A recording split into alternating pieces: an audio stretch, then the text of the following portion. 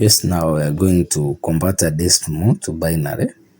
So we can take 26, we divide by 2, we get a quotient of 13 and a remainder 0. 13 we get divided by 2, we get 6, remainder 1. 6 divided by 2 get 3, a remainder is 0. Then the last number will be 1 divided by 2, get 0, a remainder is 1. So we get the final answer.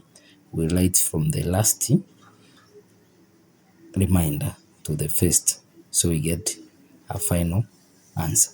The second is we have 25.625, which is a decimal into binary, so we have to convert the first the whole number. When we convert the whole number, we get the final answer, which is 11001. So the next part, you have to convert that decimal part.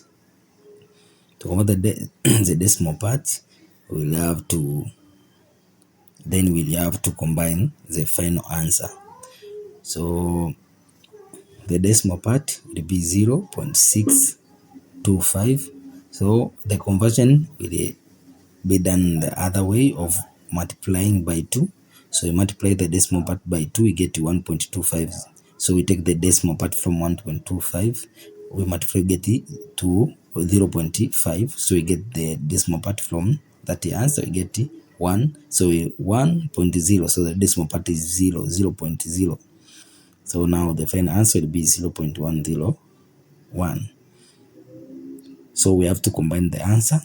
25 was 11001, and 0.625 is equal to 0.101. That is the answer.